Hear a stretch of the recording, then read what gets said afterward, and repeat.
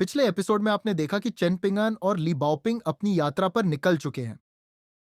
लेकिन कहानी में एक नया किरदार आया, एक रहस्यमयी स्वॉर्ड्समैन जो खुद को एलियांग कहता है। लेकिन सवाल यह है, क्या वो दोस्त है या दुश्मन? और क्या चेन पिंगन उस पर भरोसा कर सकता है? दूसरी तरफ जब ली हुआई की मुलाकात आलियांग से होती है तो मामला और भी मजेदार हो जाता है। ली हुआई ने अपनी बातों से आलियांग को पूरी तरह से हक्का बक्का कर दिया। आखिर ली हुआई ने ऐसा क्या कहा कि आलियांग की बोलती बंद हो गई? इस एपिसोड में हम देखते हैं, दो लोग क्रीक के किनारे किनारे चलते हुए ब्लैकस्मिथ शॉप की ओर बढ़ रहे थे। पहला था रुआन कियोंग, दूसरा था एक सफेद बालों वाला बूढ़ा जिसकी स्किन चमकदार और सेहत जबरदस्त लग रही थी। यह कोई मामूली आदमी नहीं था, यही था ली क्लैन का असली किंग, पेट्रियार्क ली। वही आदमी जिसके भरोसे ली बाओपिंग का भविष्य टिका हुआ था। ली क्लैन इतनी बड़ी थी तो क्या वे सिर्फ जूलू और जूहे को उसकी सुरक्षा के लिए भेजने वाले थे? अगर रुआन क्योंग इस मामले में दखल न देता तो खुद पेट्रियार्क ली उसे बॉर्डर तक सुरक्षित छोड़ने जाता। भाई मतलब यह था कि ली बॉपिंग उनके लिए कितनी जरूरी थी। अब पेट्रियार्क ली को एक बात परेशान कर रही थी। मास्टर रुआन, क्या यह वही मार्शल आर्टिस्ट है जिसे तुमने विंड स्नो टेम्पल से बुलवाया है? कैसे कहूं, ये तो किसी सड़क पर मिले आम इंसान जैसा लग रहा है। भाई, अब पेट्रियार्क ली को इस आदमी पर भरोसा नहीं हो रहा था। पर रुअन क्योंग ने सीधा जवाब दिया, तुम कहना चाहते हो कि यह किसी सड़क पर घूमते इंसान जैसा लग रहा है, ना कि किसी मार्शल आर्टिस्ट जैसा। भाई, मतलब पेट्रियार्क ली की सोच को उसने खुलकर सामने रख दिया। अब रुआन क्योंग ने बताया कि उसने इस आदमी के पास से जो वाइन गोर्ड लिया था उसे ध्यान से परखा, और उस गॉड के अंदर की बॉन्डेड सॉर्ड कुई अब भी जिंदा थी। इसका मतलब यह आदमी वाकई विंड स्नो टेम्पल से आया था। पर असली बात यह थी, विंड स्नो टेम्पल का डिवाइन प्लेटफॉर्म ब्रांच पहले से ही बहुत छोटा था, और वेजिन, जो इस ब्रांच का सबसे ताकतवर इंसान था, वह बहुत ठंडे स्वभाव का था। वह किसी से ज्यादा बात नहीं करता था, सिर्फ इधर उधर घूमता रहता था। भाई, मार्शल आर्टिस्ट भी अपने अपने स्टाइल में जीते हैं। रुअन चोंग को यह भी पता था कि बॉन्डेड ट्रेजर्स को छीनने के तरीके होते हैं, पर कोई अगर वेजिन से उसकी तलवार छीन सकता तो रुअन चोंग खुद भी उसे रोक नहीं सकता था। मतलब यह आदमी सीधा विंड स्नो टेम्पल से ही आया था, और पेट्रियार्क ली का शक गलत था। अब पेट्रियार्क ली ने एक हल्की सांस ली और कहा, मास्टर रुअन, अगर अब भी टाउन की फॉर्मेशन इंटैक्ट होती और चारों सबजुगेशन ट्रेजर्स गायब ना होते तो तुम ज्यादा आजाद होते। भाई मतलब कुछ बहुत बड़ा हुआ था जिससे रुआन क्यों की ताकत सीमित हो गई थी। रुअन क्यों कुछ पल सोच में पड़ा और फिर बोला, मैं ग्रेट सैलमेंडर गली ब्रांच के लोगों से मिलने वाला हूं। मुझे उनके हालात जानने हैं, और वे ज्यादा दूर नहीं हैं। पर असली बात यहां थी, ट्रू मार्शल माउंटेन के लोग अगर मौजूद होते तो रुआन क्योंग सीधे ड्रैगन स्पाइन माउंटेन के ड्रैगन स्लेइंग प्लेटफॉर्म की बात नहीं कर सकता था। इसीलिए विंड स्नो टेम्पल के लोगों से मिलना सबसे सही समय था। अगर टाउन में कुछ गड़बड़ होती है तो शुक्स्यू को बोलना कि वह फ्लाइंग सोर्ड से मुझे संदेश भेजे। ईस्टर्न ट्रेजर्ड वायल कॉन्टिनेंट पर दो बड़े मिलिटेरियन सेक्ट्स थे, विंड स्नो टेम्पल दक्षिण में, ट्रू मार्शल माउंटेन उत्तर में। ये दोनों सेक्ट्स एक दूसरे के मामलों में ज्यादा दखल नहीं देते थे, पर जब कोई बड़ा संकट आता तो वे साथ मिलकर लड़ते थे। ट्रू मार्शल माउंटेन ये ज्यादा एम्पायर पॉलिटिक्स में शामिल रहते हैं। उनके कल्टिवेटर्स ग्रेट ली एम्पायर, ग्रेट सुई नेशन और पुराने लू एम्पायर में फैले हुए हैं। ये लोग जनरल मिलिट्री ऑफिसर और बॉडीगार्ड्स बनकर एम्पायर को कंट्रोल करते हैं। विंड स्नो टेम्पल ये एंशंट बैटलफील्ड्स की खोज में घूमते रहते हैं, मार्शल आर्ट्स में एक्सपर्ट होते हैं और दुनिया घूमते रहते हैं। अगर मूड अच्छा हो तो बुराई के खिलाफ लड़ते हैं, अगर मूड खराब हो तो किसी को भी जबरदस्ती लड़ाई के लिए ललकार देते हैं। भाई मतलब विंड स्नो टेम्पल वाले लड़ाई के बिना नहीं रह सकते थे। अब पेट्रियार्क ली थोड़ा कंफ्यूज हो गया।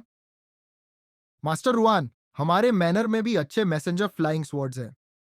पर रुअन क्यों मुस्कुराया और बोला, यह बात सही नहीं है। दोनों में जमीन आसमान का फर्क है। अब पेट्रियार्क ली को अपनी गलती का एहसास हुआ और उसने हंसते हुए कहा, सच में मुझे तुम्हारे सामने अपनी फ्लाइंग स्वॉर्ड्स की तारीफ नहीं करनी चाहिए थी। मतलब साफ था, रुअन क्योंग की फ्लाइंग स्वॉर्ड्स बहुत ही ज्यादा ताकतवर थी। अब कहानी अचानक बदलती है। क्लेवेस एली में एक महिला तेजी से चल रही थी। वह एक छोटी लेकिन बेहद आकर्षक महिला थी जिसने शाही कपड़े पहने थे। उसके पीछे 3 लोग चल रहे थे। एक खतरनाक दिखने वाला मांसल आदमी, एक बूढ़ा जिसकी आंखें आधी खुली रहती थी जैसे उसकी नजर कमजोर हो, एक जवान लड़की जिसके सीने पर सुनहरे रेशमी धागों से सजी तलवार लटक रही थी। वह महिला अचानक सॉन्ग जिक्सिन के घर के सामने रुकी और मुस्कुराकर बोली, कोई चंद ही ऐसा इंसान है जो कपलेट्स चुराने जैसा काम कर सकता है। भाई, अब कहानी और रहस्यमयी होती जा रही थी।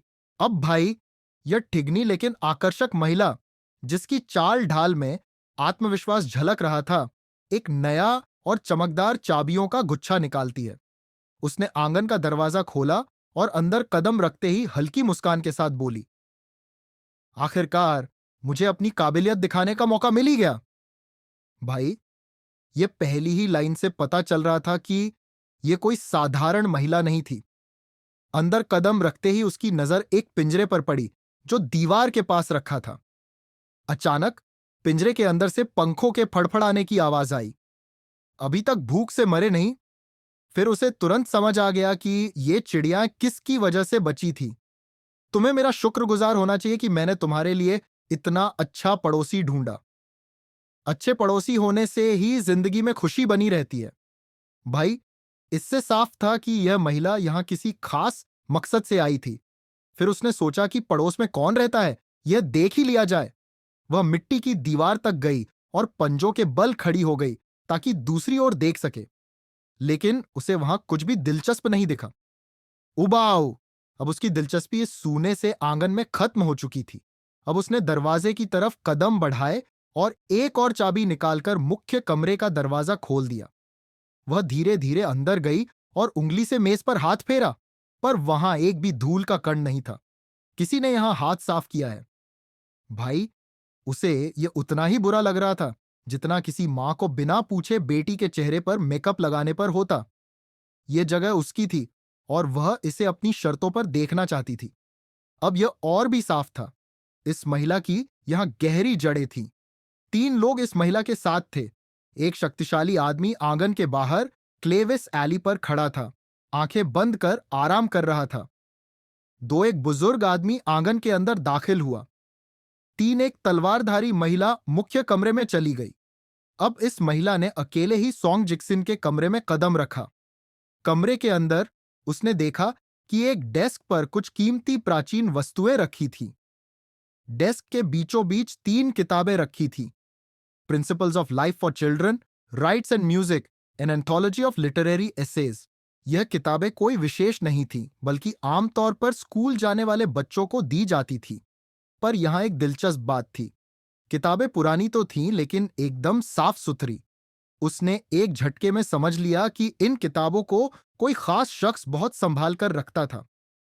महिला ने किताबों को देखते हुए तलवारधारी महिला से पूछा, यंग हुआ, राजधानी में principles of life for children कितने में मिलती है? यंग हुआ, जिसने अभी तक कमरे की ओर देखा भी नहीं था, आदर से बोली, 40 से 60 कॉपर कॉइन के बीच महारानी। महिला के चेहरे पर एक व्यंग्यात्मक मुस्कान आई। तो जितनी ऊंची बातें ये कन्फ्यूशियन स्कॉलर्स करते हैं, उनकी किताबें उतनी ही सस्ती होती है। भाई, यह कोई साधारण महिला नहीं थी। वह कन्फ्यूशियनिज्म को लेकर अपने विचार जाहिर कर रही थी। अब इस बातचीत को सुनकर आंगन में खड़े बुजुर्ग आदमी को बेचैनी हुई। महारानी, यह जगह ऐसी नहीं है जहां आप जो चाहें कह सकें। सावधानी बरतें। है, पर महिला जरा भी चिंतित नहीं थी। चिंता मत करो, ची जिंगचुन की मौत के बाद यहां कोई भी हमारी बातें सुनने वाला नहीं है। मीना, यह महिला पूरी तरह से निश्चिंत थी कि अब इस जगह की कोई निगरानी नहीं कर रहा था। अब बुजुर्ग आदमी शू हुनरान को कुछ याद आया। यात्रा के दौरान उनकी सॉन्ग चंगजिंग से मुलाकात हुई थी। सॉन्ग चंगजिंग बहुत थका हुआ लग रहा था, जैसे किसी कठिन लड़ाई से लौटा हो। लेकिन उसने जानबूझकर शू हुनरान को अपनी झलक दिखाई थी। इसका मतलब साफ था, वह मार्शल आर्ट्स में और आगे बढ़ चुका था। भाई, इसका सीधा मतलब यह था कि राजधानी में बड़ी हलचल मचने वाली थी। अब भाई, ग्रेट ली एम्पायर के इंपीरियल कोर्ट में अगर कोई सबसे बड़ा तलवारबाज था तो वह था शू हुनरन। लेकिन ध्यान दो, उसे स्वॉर्ड्समैन नहीं बल्कि स्वॉर्ड मास्टर कहा जाता था। स्वॉर्ड्समैन और स्वॉर्ड मास्टर में फर्क? स्वॉर्ड्समैन एक अच्छा लड़ाका हो सकता है, लेकिन स्वॉर्ड मास्टर, वह तलवार की कला में पारंगत होता है, उसका हर वार घातक होता है। और शू हुनरान को सबसे ज्यादा नफरत थी सोंग चांगजिंग से, क्योंकि सोंग चांगजिंग ने उसके सबसे प्रिय शिष्य लियांग सोंग को मार दिया था। लियांग सोंग शू हुनरान के लिए बेटे जैसा था, और अब यह सीधी दुश्मनी बन चुकी थी। यह सिर्फ 1 इंच लंबी थी, लेकिन इसकी गति इतनी तेज थी कि यह 100 किलोमीटर दूर तक पलक झपकते ही वार कर सकती थी। यह इतना खतरनाक था कि जब तक दुश्मन को यह वार महसूस होता, वह पहले ही मर चुका होता। भाई, मतलब यह तलवार नहीं, मौत का संदेश था। महिला जो सीधा एक बिस्तर पर बैठी थी, उसने हल्की हंसी के साथ कहा, यह जिंदगी उतनी रईसी वाली तो नहीं, लेकिन इसमें पूरी आजादी है। यह महिला कोई आम इंसान नहीं थी, बल्कि वह किसी बड़े राज की मालिक थी। यंग हुआ, जो उसके साथ खड़ा था, बोला, योर मैजेस्टी, आपने प्रिंस मुअर की परवरिश में बहुत मेहनत की है। इतनी मुश्किलों के बाद उसकी इच्छा शक्ति जरूर मजबूत होगी। महिला ने ठंडी मुस्कान दी और जवाब दिया, बहुत अच्छी बातें बना रहे हो, लेकिन अगर बात मुश्किलों की है तो पड़ोस में रहने वाले अनाथ चेनपिंगन ने इससे कहीं ज्यादा झेला है। भाई, इस लाइन में बहुत कुछ छिपा था, चेनपिंगन की हालत, उसकी किस्मत और शायद कुछ छिपे हुए राज।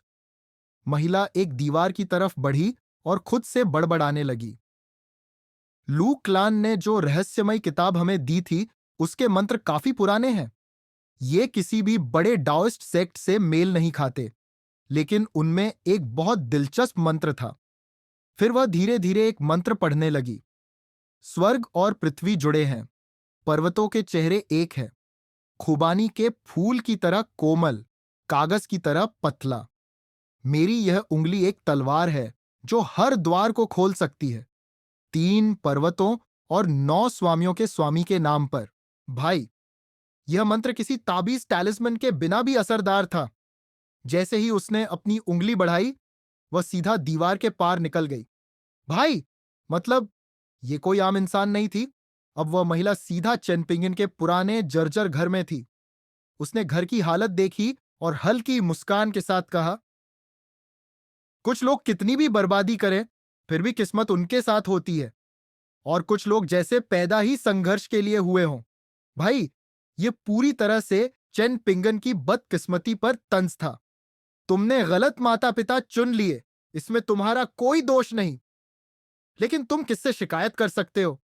फिर उसने सीधा चेतावनी दी, अगर तुम अपनी किस्मत को बदलना चाहते हो तो मेरी सलाह सुनो। डॉन क्लाउड माउंटेन, सनस्कोच माउंटेन और लेक शूजियान से दूर रहो। अगर तुमने ये जगह पार कर ली, तब भी शायद तुम मुझे ढूंढ ना पाओ। भाई, मतलब यह औरत जानती थी कि चेन पिंगान के लिए कोई खतरा आने वाला है। अब महिला दीवार की ओर मुड़ी और खुद से सवाल करने लगी, कौन है यह 3 पहाड़ और 9 लॉर्ड का स्वामी? यह तो ईस्टर्न ट्रेजर्ड वाइल्ड कॉन्टिनेंट में कोई नहीं जानता। मतलब यह मंत्र शायद किसी खोए हुए इमॉर्टल का था, लेकिन अगर यह अमर खो चुका था तो यह मंत्र आज भी क्यों काम कर रहा था?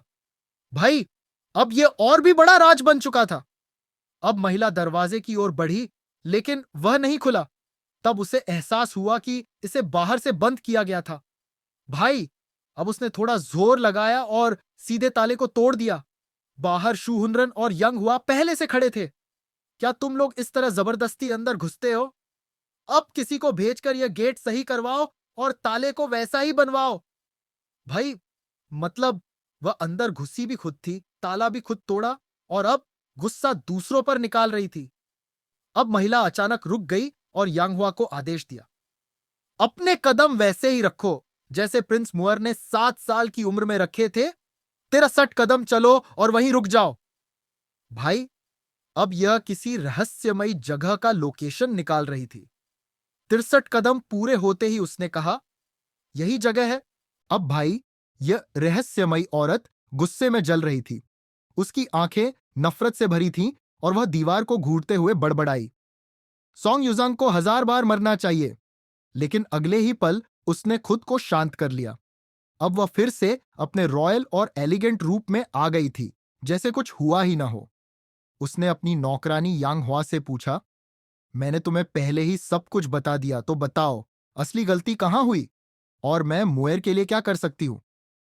लेकिन यांग हुआ बहुत होशियार थी।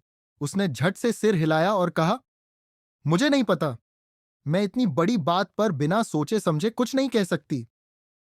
भाई, वह जानती थी कि अपनी मालकिन की सेवा करना ऐसा ही था जैसे किसी बाघिन को खुश रखना।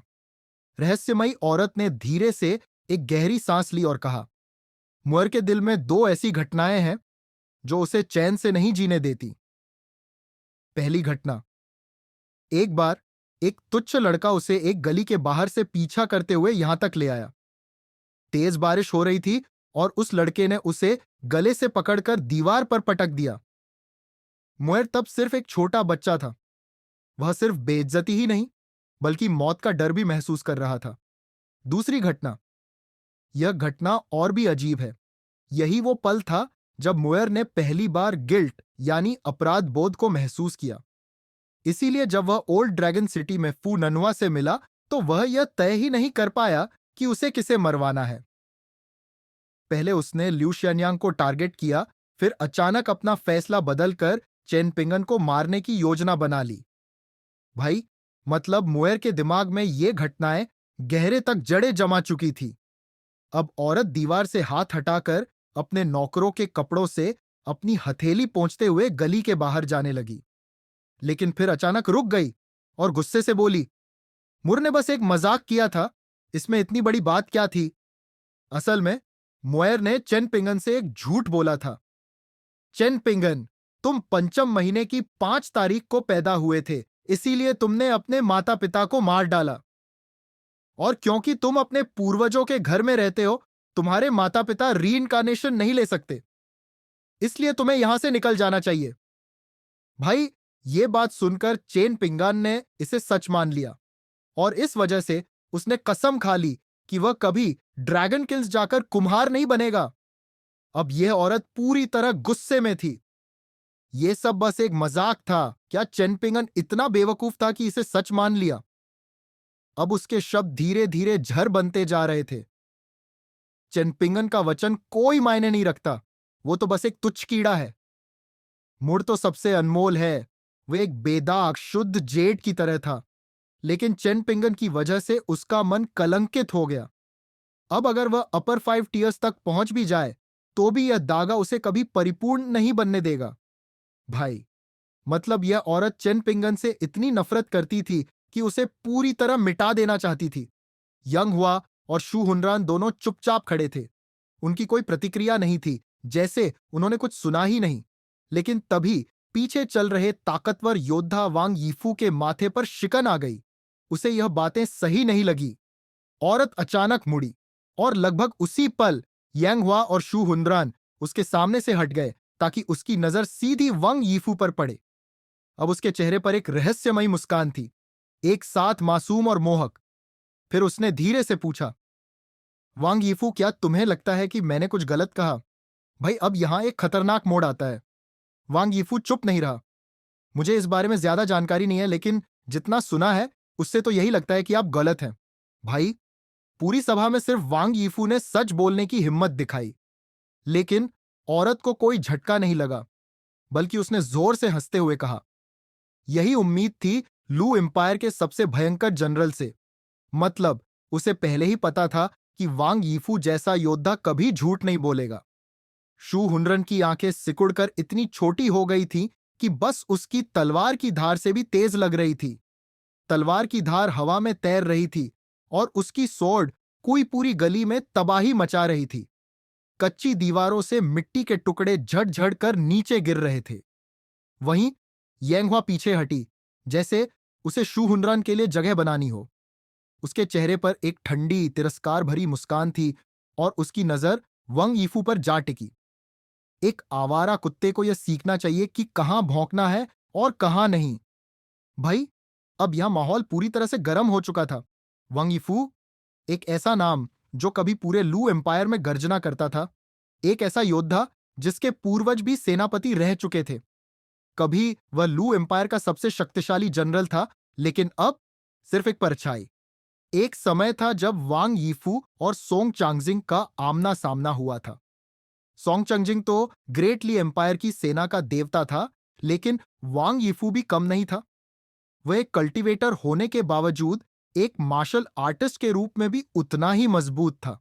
8वीं श्रेणी के योद्धा के समान शारीरिक ताकत, एक असाधारण तलवारबाज, और सबसे खतरनाक, वह एक शक्तिशाली यिन गॉड को बुला सकता था जो उसके युद्ध कौशल को कई गुना बढ़ा देता था।